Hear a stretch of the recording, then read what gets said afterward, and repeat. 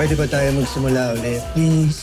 Sige, Sir Tonyo. Fresh start. Basta importante, Apo, ligtas ka. Utang ko ang buhay ko kay Tonyo. Tonyo? Wala nang sir? Masaya lang ako. Pakiramdam ko, simula ngayon magiging maayos na ang lahat. Hindi niyo ba naririnig yung sinasabi ko? I want them both gone. Naiintindihan niyo ba yun? Ubas ka dyan, papasabugin ko yung ulo mo!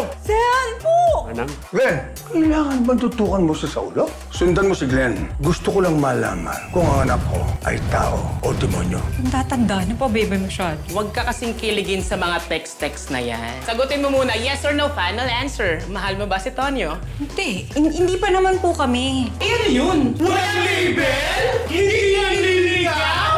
Bobby, kung gaano kabilis na nakukuha, ganon din kabilis nawawala. Dapat dumaan tayo sa tamang proseso para hindi ka masaktan.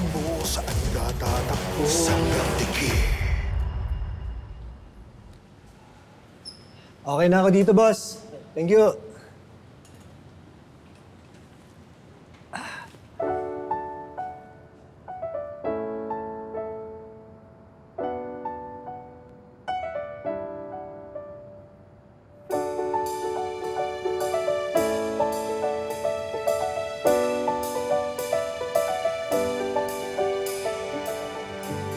Bossing!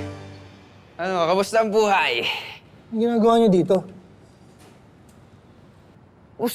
Parang ayaw mo naman kami makita. Sir Tonyo, parang may hinihintay kayo dyan ah. De, si Bobby kasi. Sabi niya kasi, dadalaw siya ngayon eh. Sir, galing kami sa police station kanina. Nandun siya. Wala naman siya nabanggit na pupunta siya rito. Talaga? Mukhang busy pa nga yun, sir eh.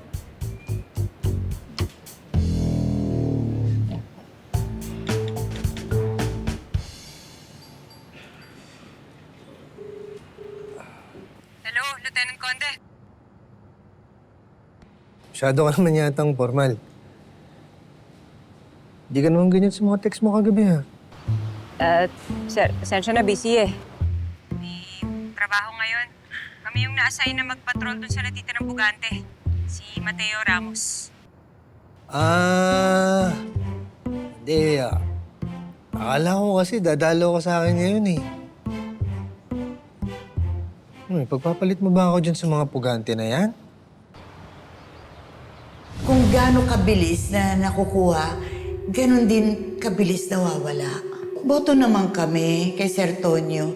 Kaya lang, dapat dumaan tayo sa tamang proseso.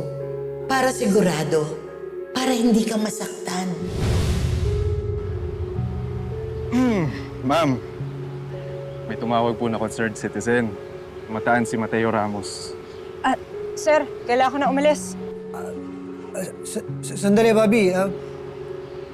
Okay naman tayo, di ba? Bobby, hello? Sige. Kita lang tayo mamaya, ha? Okay, sige. Bye-bye. Tara. Sus! Kunwari ka pa, sir. Binabaan ka rin eh. Ano?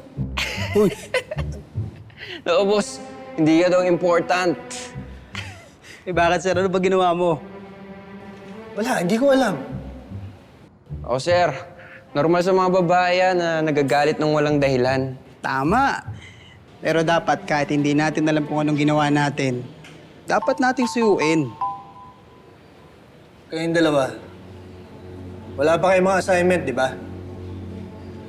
Vince, kontakin mo si Lee at si Val. Bakit, boss? May papagawa ako sa inyo.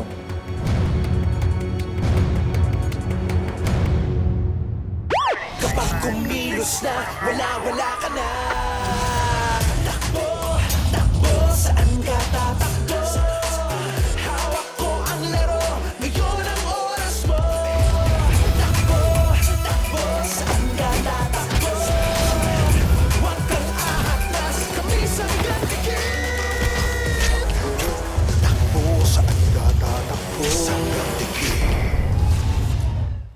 Faye. Baka pwedeng tulungan mo kami. Para sa ate Bobby mo naman to eh. Talaga? Sige, kita tayo sa presinto mamaya. Nandun na yung kaibigan ko, si Alan. Sige. Ingat.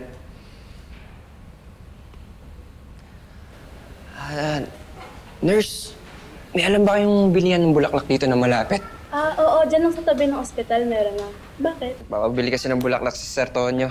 May surprise daw siya na babae. Sige, salamat. Bili na ako. Vince! Uy. Narinig ko yung sinabi mo kanina, may pinapabiling bulaklak si Sir Tonyo. Para kanino daw? Secret. Secret ka pa dyan! Alam ko naman kung para kanino yun. Para sa akin. Kagabi, pinantayan ko si Sir Tonyo. Akala ko natutulog na siya. Nalimpungatan ako. Nakita ko, pinitsuran niya ako. Akala niya yata natutulog pa ako. Tapos pagkising ko, nakangiti siya dun sa picture. Tapos kinikiss niya. Oo, di ba? Basta. Hindi ko na lang sasabihin na ikaw nagsabi sa akin. Gandahan mo na lang yung bulaklak, ha? Yellow. Yellow. Tayo dyan. Uy, sorry. Hoy, mga gamit ng ospital yan, ha? Ba't iuwi mo? Hoy! Sira! Hoy! Sira mo ka. Nurse, tumawag kayo ng guard! Manong, okay ka lang?